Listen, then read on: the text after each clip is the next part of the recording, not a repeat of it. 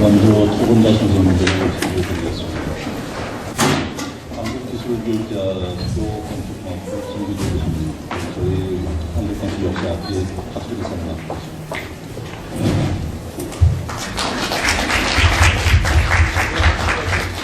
오늘 아까 발표에서도 많은 작품들이 나왔는데 중성건축사사무소 김홍익 대표님, 한국토지주택공사 토지주택연구원 총연구원이 신탁합니다.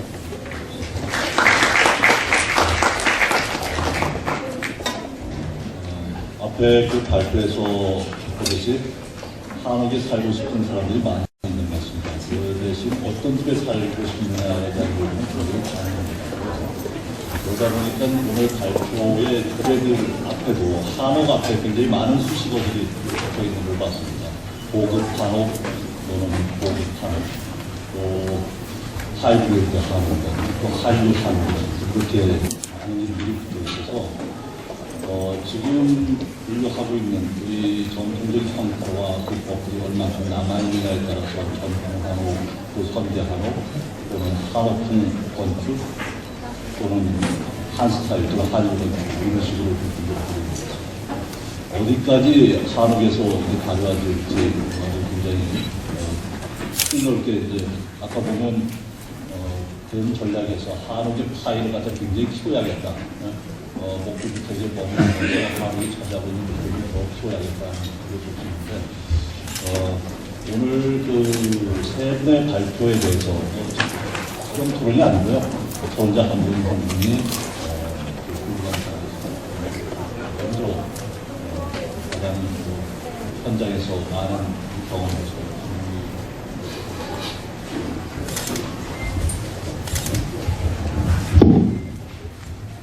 아까 윤재신 교수님께서 강동진 그 민속 박물관 가지고 그 한옥의 직접적인 차용을 적급한 수준이라고 말씀하셨어요. 근데 그 교육을 우리도 받고 자랐습니다. 그게 70년대 초반이거든요. 60년대 말. 그 한옥을 그대로 차용하는 것은 저급한 수준이다. 우리 건축에서는 그렇게 생각하죠. 한옥은 창작의 대상은 아니다. 그래서 한옥을 다 멀리 있습니다. 저도 사실 한옥 하고 싶지 않았었는데 그런 말 하면 다들 나 저 사람은 원래부터 한옥 하던 사람이라고 생각했어요. 저 정말 한옥 별로 하고 싶지 않았었어요. 저 정말 멋진 건축가가 되고 싶었습니다. 근데 이제는 한옥을 하는 사람으로서 안게 된다는 생각도 못했는데요. 그 우리 건축계에는 그 한옥에 대해서 멀리 합니다. 현대건축으로서의 한옥의 자리는 없고요. 오늘 같은 자리는 정말 이례적인 자리죠. 그러면 한옥을 좋아하시는 분들, 전통건축을 하시는 분들은 그러면 얼마나 한옥을 또 좋아하실까요? 그분들은 또 한옥이 과거의 거라고 생각하기 때문에 너무나 한옥을 좋아해서 한옥의 변형을 싫어합니다. 그래서 한옥의 진화? 절대 얘기하면 안 됩니다. 그분들 앞에서. 제 경험이 아까 이경아 교수님이 보여준 돈하문 그 공연장하고 이제 전시관을 한옥으로 했는데 서울시 한옥 심의를 하다 보니 창호에 전통 관살, 전통 창호를 쓰지 않았어요. 그냥 전면 유리창을 했습니다. 기둥과 기둥 사이에 통풍을 할 수 있는 창만 빼놓고 지적을 받았어요. 전통 창고 바꿔라. 남산국악당 공연장 설계를 했을 때 문화재 심의를 받았습니다. 이게 한옥이냐 아니냐. 네, 항상 그런 거를 했어요. 창호지를 넣어라. 이런 유리 일본에서 하는 거지 한국에서 하면 안 된다. 그러니까 굉장히 극명한 그 한옥에 대한 시각이 존재합니다. 문화재위원들은 한옥이 변모하는 걸 싫어하고 원형 그대로 가기로 하고요. 현대건축에서는 한옥은 과거의 것일 뿐 현재 것이 아니기 때문에 창작의 대상이 아니라고 생각합니다. 그렇기 때문에 이제까지 한옥은 설 자리가 없었던 겁니다. 근데 오늘과 같은 이런 토론회가 이제 벌어지고 있는데, 과연 오늘 그 한옥, 좀 다른 색다른 한옥 모습들을 보는 사진들을 보면 제도권에서 만들어진 그런 한옥들이 아닙니다. 변모된 한옥의 진화, 이건 비제도권, 건축계 밖에 정식 교육을 받지 않은 한옥, 한옥 시장은 사실 비제도권 시장입니다. 건축계로 보면. 그런 비제도권 시장에서 벌어지는 일들이죠. 좀 더 자유로우니까. 그러니까 제가 하는 한옥은 주택이라기보다는 보통 제가 이제 공공건축을 해서 한옥을 제안했을 때 결국 이제 세 개의 주택, 아니 세 개의 건물을 한옥으로 한 바가 있는데 다 문화재 신고를 받았고요. 그러다 보면 이것이 한옥이냐 아니냐의 논란이 휩싸입니다, 항상. 그리고 현상 설계에 한옥을 변묘시켜서 내본 적이 있는데 한 번도 당선된 적이 없어요. 순수히 한옥을 했을 때만 사람들이 용인을 하지, 한옥을 조금이라도 변형시키면 이게 일본식이냐 아니냐의 논란이 휩싸이게 됩니다. 그래서 굉장히 한옥에 대해서는 아주 틀에 박힌 어떤 조선시대 그 한옥에 대한 그 틀에 박힌 게 굉장히 강하게 우리 이제 건축계에는 있고, 이제 비제도권 밖에서 이런 민간이 만들어내는 그 한옥들이 요새 이제 좀 자유롭게 이제 발전되어 가고 있는 모습입니다. 그래서 저는 이제 건축계 전반에 대해서는 하고 싶은 얘기는, 한옥도 창작의 대상이다. 한옥도 쉽지 않은 설계가 쉽지 않습니다. 제가 해보니까 저 원래는 이제 현대건축에서 출발했는데 한옥을 설계해보면 정말 쉽지 않습니다. 한옥 쉽지 않은데 그걸 창작의 대상이 아니다라고 생각하는 게 좀 아쉽고요. 그리고 문화재 하시는 분들, 전통 한옥을 하시는 분들한테는 한옥의 진화를 좀 포용해 주셨으면 좋겠다. 좀 너그럽게 봐줬으면 좋겠다. 그 변화에 대해서. 그래서 좀 더 많은 실험이 있을 수 있도록 좀 지켜봐 주셨으면 좋겠다는 말씀을 드리고 싶고요. 비제도권에 일어나는 이 자유로운 여러 가지 발상에 대해서 저도 많이 배웁니다, 다니면서. 저 자유로운 발상에 대해서 그걸 좀 그분들 제도권으로 끌어들여서 교육을 제공함으로써 좀 더 나은 설계가 될 수 있도록 이렇게 같이 갈 수 있는 구조가 만들어졌으면 좋겠습니다.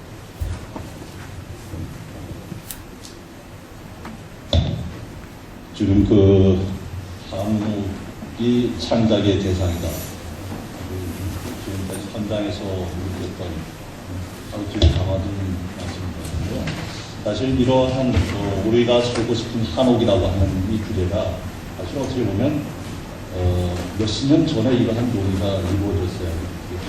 근대가 시작될 때 이 시대의 우리의 새 시대에 맞는 한옥의 모습을 그걸 모습은 어떠한 모습이어야 할 것인가 라고 하는 것들을 학계나 또 현업을 하시는 분들이 치열하게 고민하고 다양한 것들을 보여주셨어야 되는데, 사실 그러한 노력들이 좀 부족한 시대적인 배경이 되겠죠. 그러다 보니까 지금 현대 건축에서도 우리 한국뿐만 아니라 종의 다양성이 인접한 동아시아의 다른 나라들하고 비교했을 때 확실히 좀 부족한 부분이 있죠. 특히 전통성을 바탕으로 한 현대 건축이라든지 이런 부분들이 사실 지금 이런 자리가 국가 한옥센터의 주관해가지고 한옥 포럼들이 이루어지는 이것만 해도 굉장히 발전이라고 생각합니다. 지금 말씀하신 거에 대해서 우리 혹시 윤재신 교수님 좀 더 드리고 싶은 말씀 있습니까? 아니면 조금 더 한번 논지를 좀 더 진행을 하고 난 다음에 그럼 김기부 교수님. 네. 오늘 발표 잘 들었습니다.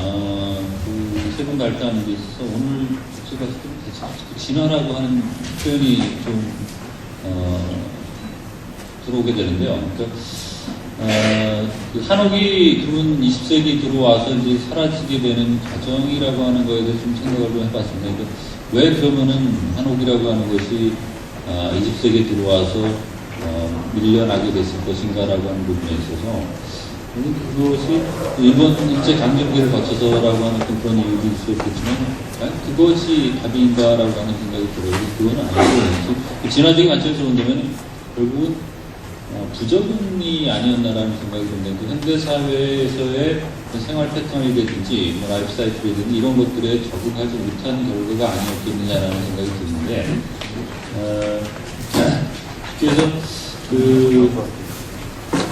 뭐 집이라고 하는 것이 뭐 주택이라든지 또는 건축이라고 하는 것이 대체로 왔을 때 뭐 생활을 담는 그릇이다라고 하는 그런 표현을 많이 쓰게 되는데 그 생활이라고 하는 것이 결국은 그 한옥이라고 현대 사회에서 뭐 현대화되어가는 과정 속에서 한옥이라고 하는 것은 더 이상 전통적인 생활 방식을 담지 못하는 현대화된 생활 방식을 담지 못하는 그렇기 때문에 부적응하게 됐고 적응하지 못하였고 그래서 소멸되어 가지 않았나라는 그런 생각이 듭니다. 특히 뭐 60년대 이후에 급속히 성장하는 그런 그 사회에서는 한옥이라고 하는 것이 자리를 잡기 어렵지 않았나. 근데 최근에 와서 다시 이렇게 한옥에 대한 관심들과 또는 한옥을 다시 짓고자 하는 어떤 의지가 나타나고 있다라고 하는 것은 어떻게 보면은 현대 사회에서의 어떤 그 최근 발빠르게 아주 빠르게 변화하는 어떤 그런 그 삶의 패턴이라고 하는 것을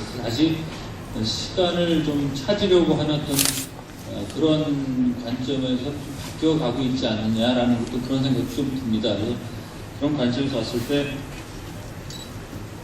과거 전통 한옥이라고 우리가 한옥이 또 앞에 또 말을 붙이게 되는데 전통 한옥, 뭐 다시 말해 조선시대 때 한옥이라고 하는 것은 대체로 이제 한번 지어지게 되면 그것이 라이프 사이클을 전부 다 수용을 합니다. 태어나서부터 죽을 때까지 한 집에서 살 수도 있게끔 되어 있는 것이었던 거에 반해서 우리가 뭐 60년대 이후의 집이라고 하는 것들은 사실은 그러한 그 라이프 사이클이라고 하는 것을 하나의 집에서 수용할 수가 없었다라고 하는 것이 결국 이제 그 이사라고 하는 걸 통해서 그걸 해결했던 것 같습니다. 그러니까 20평대 집에서 살다가 뭐 신혼 때는 20평대에서 살다가 30대, 40대, 30평대, 뭐 좀 더 50평대 이렇게 가다가 다시 뭐 애들 다 커서 나가게 되면 다시 20평대로 다시 들어온다든지 뭐 이런 그 이사라고 하는 걸 통해 갖고서는 그 라이프 사이클이라고 하는 것을 해결하는 그런 시스템을 바뀌었던 것이 60년대 이후에 우리의 삶의 패턴이었던 것이 아니었나 생각이 되는데 그러다 보니까 이제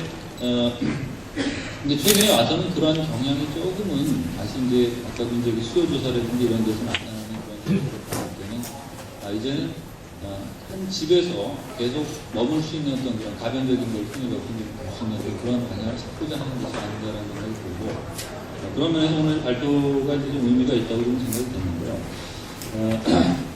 앞서 이제 저 처음에 발표하셨던 이제 이병헌 교수님 같은 경우에서 몇 가지 유형의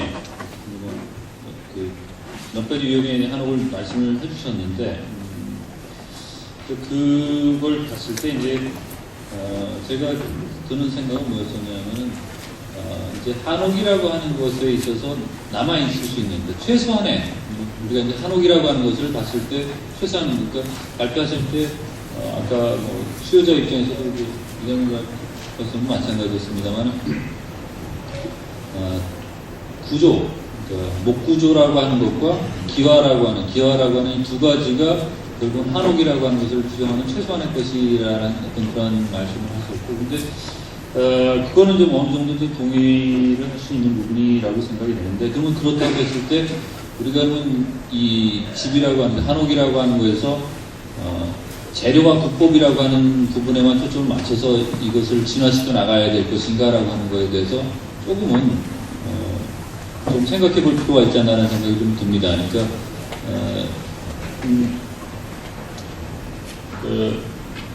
생활이라고 하는 부분, 그러니까 아까도 처음에 이제 말씀드렸습니다만, 이제 집이라고 하는 것은 이제 생활을, 현대인의 생활 방식이라고 하는 것을 담아나갈 수 있는 곳으로서 이제 진화돼야지 좀 더 적합하지 않을 것인가라는 생각이 좀 드는데 반해서 지금 계획이 되고 있거나 또는 진화되는 방식이라고 하는 것이 너무 재료나 불법이나 이런 쪽에 좀 초점이 맞춰져 있지 않나라는 그런 좀 아쉬움이 좀 있어서 말씀을 좀 드리고, 또 하나는 마당이라고 하는 부분입니다. 그 마당이라고 하는 것 역시 이제 굉장히 중요한 포커스로서 그 마지막 발표하신 이명희 센터장님도 이제 마당에 대해서 말씀하셨고 했는데, 그 국법과 이제 그 지붕, 그 목구조라고 하는 것, 그 지붕이라고 하는 두 가지 요소 외에 마당이라고 하는 것이 있어야지 이제 그 한옥이다라는 그런 그 말씀 좀 많이 하셨던 것 같은데 사실 마당이라고 하는 것이 있음으로써 사실 저희들이 뭐 주택 설계나 이런 것들 하셨을 때는 대부분의 경우에는 뭐 냉장고하고 뭐 이렇게 싱크대하고 뭐 이렇게 해서 없으면 삼각형 들어가서 제일 짧은 동선 안에 들어와야 되고 이제 굉장히 기능적인 부분에서 이제 집을 설계하고 그 동선이 짧아야지 좋은 집이다라고 어떤 그런 기능적인 측면에서 봤던 거겠죠. 그런 것이었기 때문에 집이라고 하는 것에서 마당이라고 하는 것이 있을 경우에는 사실 동선이 굉장히 길어지게 되거든요. 뭐 행복도가 만들어져야 될 상황이 생긴다든지 해서 결국은 마당 얘기를 하고 있는 거는 마당 참 좋은데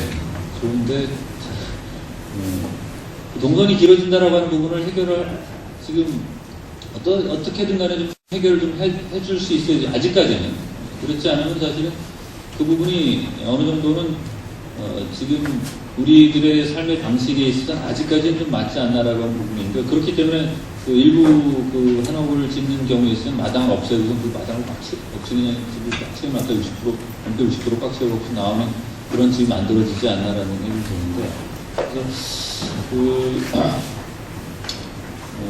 다시 좀 정리를 좀 해보자면은 그 국법과 재료라고 하는 그런 측면에서의 진화라고 하는 것 외에 그 외에 생활이라고 하는 부분을 어떻게 담아놔야 할 것인가에 대한 부분을 조금 좀 고민할 필요가 있지 않나라고 하는 것을 이경화 교수님한테 좀 질문을 좀 어떻게 담아 나갈 수 있을 것인지에 대한 거를 좀 질문을 좀 드리고 싶고요. 그 다음에 이제 두 번째 발표하신 이재신 교수님은 이제 그 T 패턴과 이제 T 패턴의 이론도 제가 사실 그 책을 읽어보지 않아서 잘 모르겠습니다만 그런 패턴이 이제 나타난다라고 하는 말씀을 좀 해주셨고 그 다음에 마을 구성하는 데 있어서 너무 박람회적인 것보다는 그런 틀을 좀 마련해 주는 것이 좋지 않겠냐는 말씀을 해주셨던 것 같습니다. 그리고 마지막에 이제 그 한옥의 진화를 말씀하시면서 이제 한옥 하이브리드냐 또는 하이브리드 한옥이냐라고 이제 그런 표를 보여주셨는데 그럼 이제 윤재신 교수님께서 생각하시는 한옥은 어떤 방향으로 가야 됩니까? 한옥 하이브리드 가는 것이 좋을지 아니면 하이브리드 한옥으로 가는 것이 좋을지 그러니까 말씀하신 걸로 봐서는 20세기의 다양성이라든지 뭐 세계화라든지 이런 것들을 담아내는 데 있어서는 하이브리드 한옥보다는 한옥 하이브리드 쪽으로 가는 것이 바람직하지 않겠느냐라고 하는 것으로 저는 사실 이해를 했습니다. 그것이 맞다면은 이제 아까 이제 이경화께서 말씀하셨던 거하고 좀 같이 매칭을 시켜서 봤을 때 최소한의 국법과 또는 재료, 지분과 그다음 국법 그리고 마당까지 넣었을 때 그것을 이제 한옥 하이브리드로 가게 됐을 경우에는 사실 그걸 어느 정도 포기해야 될 부분이 좀 있지 않나라는 생각이 좀 들거든요. 그거는 어떻게 생각하시는지에 대해서 좀 보고요.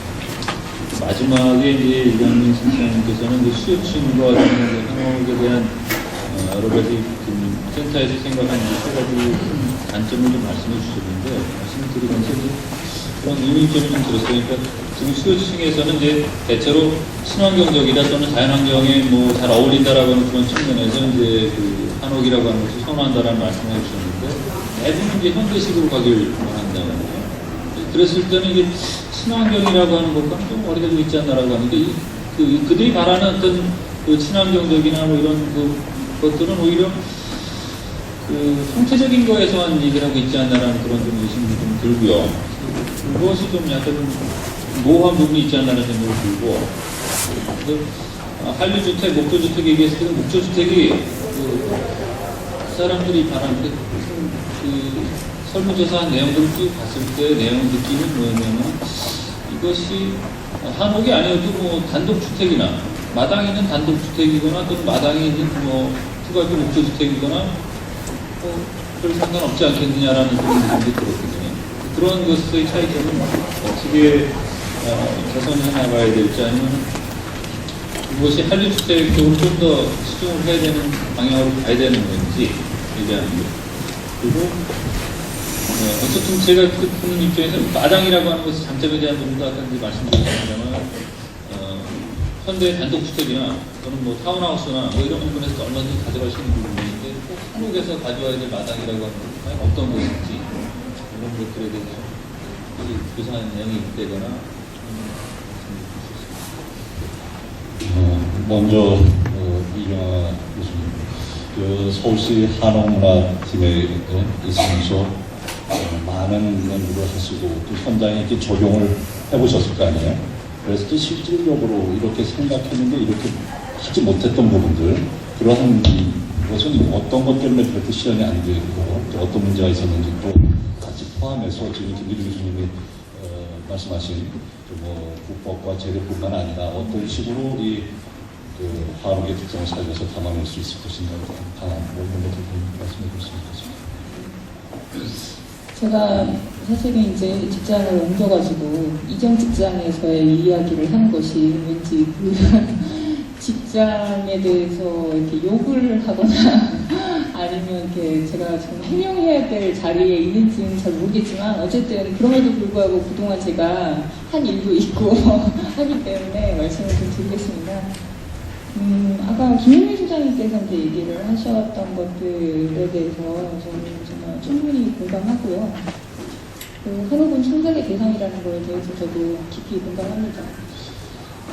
그럼에도 불구하고 지금 서울시에서 이제 그렇게 할 수밖에 없었던 거를 말씀을 드리자면 그거는 사실은 관이 이렇게 민간을 따라가는 게 속도가 늦습니다. 솔직히 말씀을 드리자면 좀 늦고요. 그리고 일단은 그 일을 진행하는 공무원의 조직에서 제가 일을 해보니까 그 속성상 굉장히 이게 이제 시민들한테 걷어들인 예산을 가지고 집행을 하잖아요. 집행을 하는데 그 집행을 하는 데 있어서 누구는 해주고 누구는 해주지 않기 때문에 사실 그 지원해주는 기준이라는 게 굉장히 보수적일 수밖에 없고요. 그래서 그 기준에 맞추다 보니까 이게 참가를 제한하는 게 아니냐라고 얘기가 좀 나오는 것 같고요. 저는 사실 제가 그 심의를 진행을 하면서 사실은 그거를 제동을 거는 한국위원님들도 이해가 되고요. 그리고 그 심의를 넣으시는 여러 건축가분들의 심정도 다 이해가 되더라고요.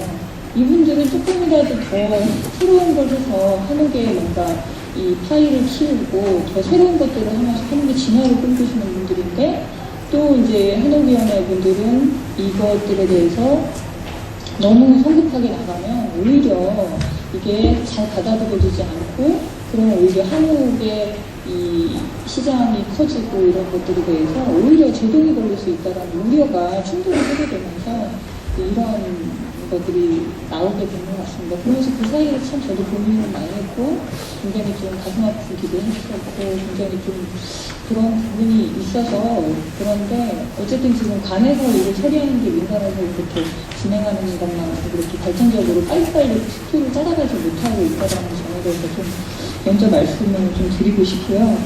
그 다음에 이제 김기주 교수님께서 그렇게 아까 제가 보여드린 건폐율 60%를 꽉 채워가지고 만든 그 한국 2층 한옥 반지하를 가진 2층 한옥에 대해서 제가 보여드렸던 거에 대해서 그리고 그걸 통해서 이제 한옥에서의 마당의 존재, 마당이 있음으로 인해서 동선이 길어지고 하는 거에 대해서 제가 이게 그걸 어떤 해결 방법이 없겠느냐 그거에 대해서는 좀 불안한 게 아니겠냐 이런 정도의 얘기를 좀 해주신 것 같은데요. 제가 어느 건축가가 주택 설계를 하고 그것만 한옥은 아니었는데요. 그 건축가가 자기가 설계한 주택에 대해서 이렇게 설명을 해놓으신 걸 봤는데 거기 보니까 나는 이 주택에서 굉장히 동선이 긴 집을 일부러 설계하고자 했다. 그동안은 동선이 짧은 집도 우리가 교육을 받아왔지만 동선이 길므로 인해서 나쁜 게 뭐냐. 그 규모가 주택이라고 해봤자 얼마 되지도 않고 그 주택 안에서 많이 돌아다니면 많이 돌아다닐수록 가족의 구성원들과 많이 만나는 기회가 생기고 많이 만나면 가족과는 친밀도도 더 생기고 그러지 않겠느냐. 그리고 자기가 살고 있는 집에 대한 애정도 더 커질 것 같다. 그렇기 때문에 나는 그 동선을 긴 집을 설계하고자 했다라고 읽었던 기억이 있고 그거에 대해서 저는 충분히 공감을 했거든요. 그래서 저는 사실 솔직히 동선이 긴 거에 대해서 어떻게 해야 되냐고 물어보시면 저는 사실 솔직히 좀 할 말이 없습니다. 그리고 제가 드는 생각은 아까 뭐 제가 고급, 저급 이렇게 얘기를 했지만 또 이게 사실 고급과 저급을 가르는 게 뭐 가격이 될 수도 있는 것 같고요. 규모가 될 수도 있는, 규모도 그거를 다룰 수 없는 것 같고요.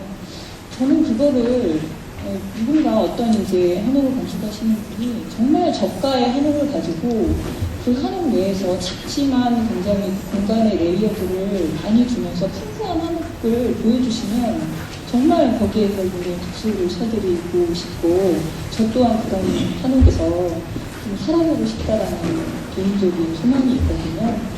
그렇기 때문에 저는 그 마당이라고 해서 제가 직접 그냥 마당만을 얘기한 건 아니고요. 이게 마당과 한옥, 그리고 한옥 내부에서의 공간과 공간, 그리고 그 사이들에서의 공간 간의 관계들이 좀 회복이 되고, 그동안 우리가 한옥에 대해서 부정적인 인식을 타파하기 위해서 가격 낮춰야 된다. 그리고 뭐 한옥에 대해서 뭐 수위를 개선해야 된다. 이런 거에 너무 초점이 맞춰지다 보니까 한옥 그 물건 자체에 대해서만 우리가 집중을 했다면 이제는 일반적인 우리가 건축을 하는 설계 원칙으로 돌아가서 그 외부 공간과 그 건물 간의 관계 그리고 그러니까 한옥 자체도 아까 김민 소장님께서 얘기하셨듯이 창작의 대상이기 때문에 그런 것들을 충분히 고민하고 하면서 더 새로운 한옥이 나타나고 그리고 더 우리에게 친근한 한옥 받아들여주고 앞으로도 지속 가능한 그런 한옥들이 계속 나오지 않을까 그런 생각을 합니다.